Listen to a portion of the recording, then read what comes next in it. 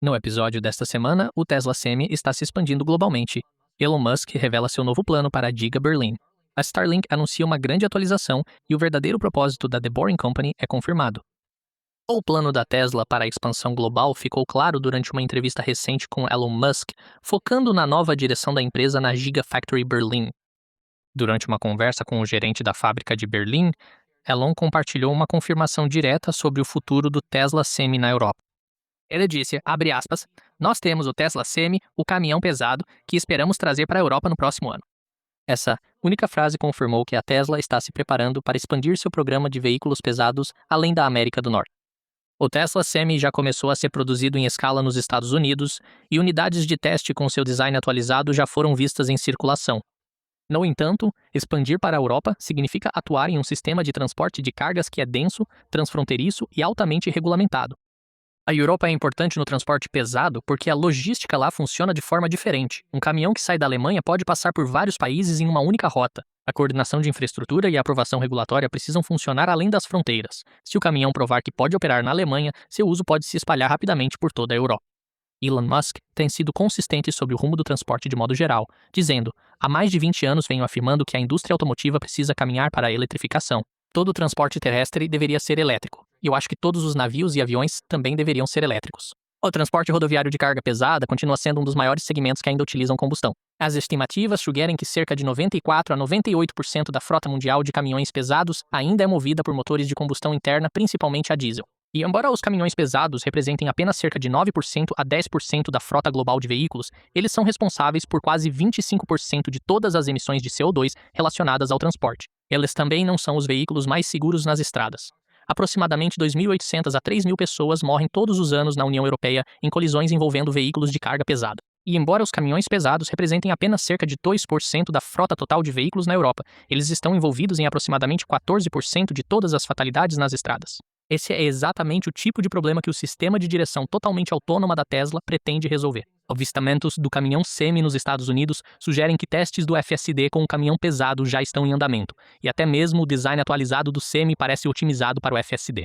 Com base no relatório de segurança recente da Tesla, veículos operando com FSD têm 7 vezes menos colisões graves e leves e 5 vezes menos colisões fora de rodovias. Essa é uma melhoria de segurança que o setor de transporte rodoviário na Europa provavelmente vai valorizar bastante. Elon deixou claro que a Giga Berlin pode ter um papel importante para que isso aconteça. Durante a entrevista, ele confirmou que a produção de células de bateria já está começando na fábrica alemã e também descreveu o que a Giga Berlin pode se tornar com o tempo. O ideal seria expandirmos significativamente a produção na Giga Berlin. Nós faríamos produção em grande volume de células de bateria, provavelmente também do cátodo, do ânodo e do lítio. Isso é importante para o caminhão Semi. Caminhões pesados precisam de grandes pacotes de baterias, e fabricar essas células na Europa torna as coisas mais simples.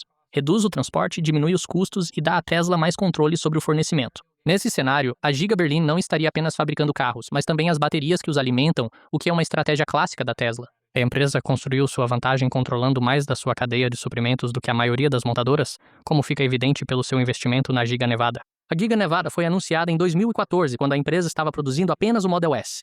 Parecia uma loucura na época construir uma fábrica que produzisse baterias para carros que ainda não tinham sido lançados, como o Model 3, mas como a história mostrou, a aposta de Elon deu certo e a Tesla provou estar certa.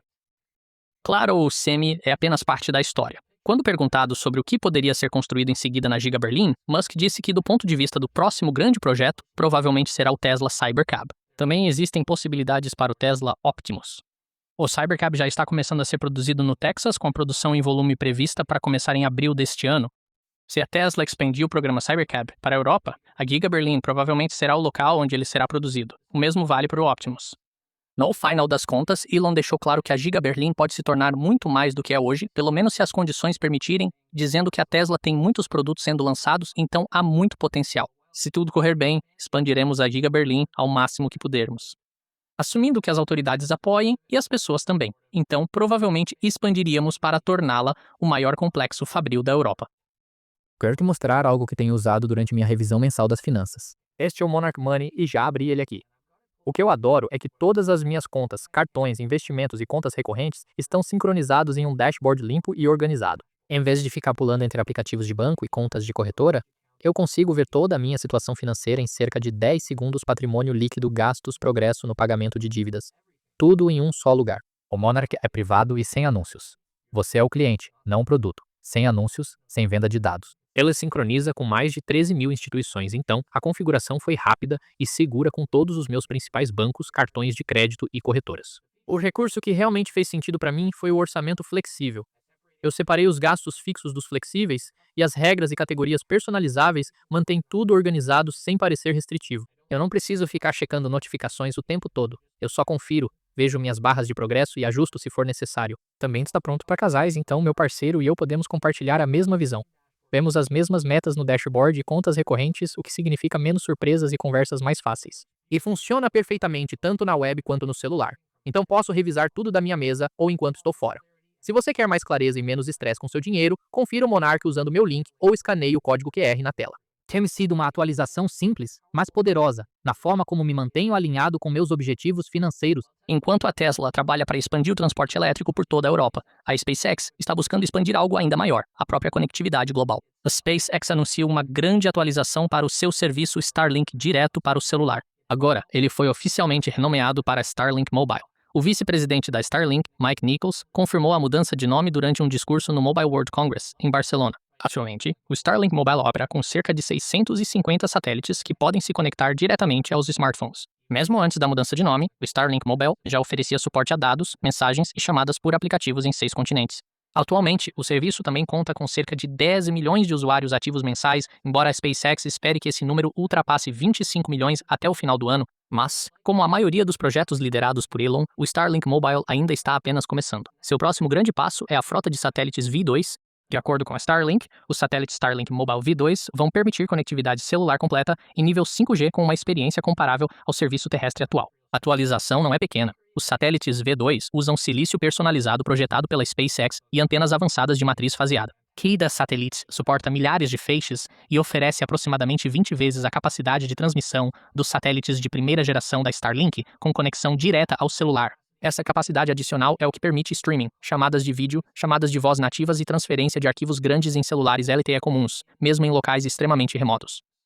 Agora, lançar essa quantidade de satélites exige um foguete muito maior do que o Falcon 9 já testado e aprovado pela SpaceX. A presidente da SpaceX, Wynne Shotwell e Mike Nichols, disseram que o lançamento dos V2 deve começar em meados de 2027, usando a Starship. Nichols disse que, com a Starship, seremos capazes de implantar a constelação muito rapidamente. Nosso objetivo é implantar uma constelação capaz de fornecer cobertura global e contínua em 6 meses, e isso equivale a cerca de 1.200 satélites. Ele acrescentou que, uma vez que a Starship esteja operacional, ela será capaz de lançar cerca de 50 dos satélites maiores Starlink Mobile V2 de cada vez. Considerando que Elon acredita que a Starship eventualmente será capaz de lançar várias vezes por dia, a expansão da constelação do Starlink Mobile V2 pode avançar muito rápido. O Starlink já é a maior rede de satélites em órbita, com quase 10 mil satélites lançados. A Bloomberg Intelligence estima que o negócio já pode gerar cerca de 9 bilhões de dólares em receita para a SpaceX em 2026, representando a maior parte da receita da empresa. Mas a verdadeira mudança é o que o Starlink Mobile se torna quando o V2 atingir escala. Como os satélites basicamente funcionam como torres de celular no espaço, o sistema pode complementar perfeitamente as redes 5G existentes em todo o mundo. Quando a cobertura terrestre cai, os celulares podem se conectar ao Starlink Mobile. Quando a cobertura terrestre volta, os celulares mudam novamente para as conexões terrestres de forma transparente. Quando o Starlink Mobile atingir escala, a era das áreas sem sinal de celular vai acabar. Parcerias globais já abrangem 6 continentes, operadoras dos Estados Unidos, Austrália, Canadá, Nova Zelândia, Japão e Filipinas. Vários países europeus, África e América do Sul já firmaram parceria com o Starlink. Agora, se o Starlink está remodelando a conectividade a partir do espaço, outra empresa liderada por Elon está tentando remodelar a infraestrutura bem debaixo dos seus pés. A The Boring Company postou recentemente que está ativamente escavando túneis em 3 estados diferentes. Seu concurso Tunnel Vision acabou de terminar com 487 inscrições de cidades e regiões que querem ter um projeto próprio.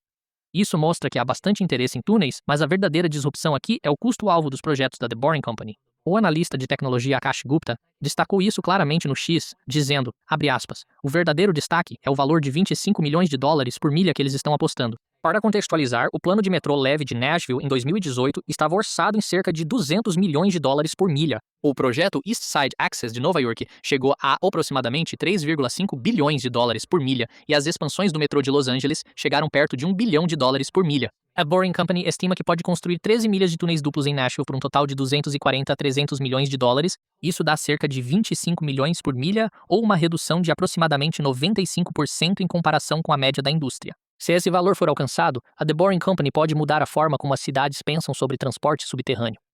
Mas isso não é nada surpreendente, já que reduzir custos tradicionais tem sido um padrão evidente nas empresas lideradas por Elon.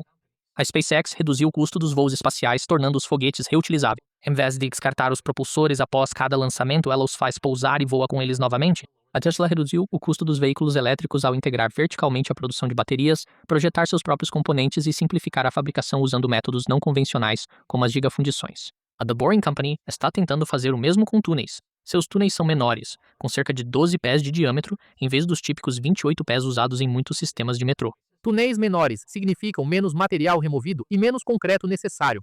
A empresa usa sua máquina de perfuração de túneis Proof Rock, que é totalmente elétrica. Essas máquinas são projetadas para minerar continuamente, em vez de parar a cada 1 ou 2 metros para instalar segmentos de revestimento. Também não há pessoas dentro do túnel durante as operações de perfuração, o que reduz a complexidade de segurança. E também reduz os custos operacionais. As máquinas até entram no solo de forma diferente. Em vez de exigir enormes poços de lançamento e guindastes, eles podem despejar o material diretamente no solo a partir de um caminhão.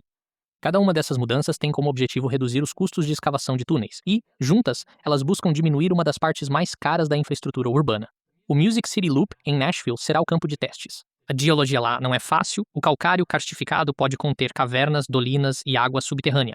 A quantidade de chuva é muito maior do que em Las Vegas, onde a Boring Company já construiu túneis. E isso faz do Music City Loop um verdadeiro teste para a tecnologia da Boring Company. Se a empresa conseguir chegar perto da meta de 25 milhões de dólares por milha nessas condições, confirma que a disrupção não é teórica. Se não atingir suas metas, então, obviamente, o modelo precisa ser revisado. Mas, de qualquer forma, podemos ter certeza de que, aconteça o que acontecer, a Boring Company vai continuar aprimorando sua tecnologia até atingir suas metas.